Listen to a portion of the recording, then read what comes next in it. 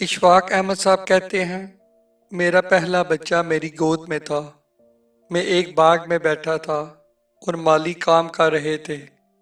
ایک مالی میرے پاس آیا اور کہنے لگا، ماشاءاللہ بہت پیارا بچہ ہے، اللہ اس کی عمر دراز کرے۔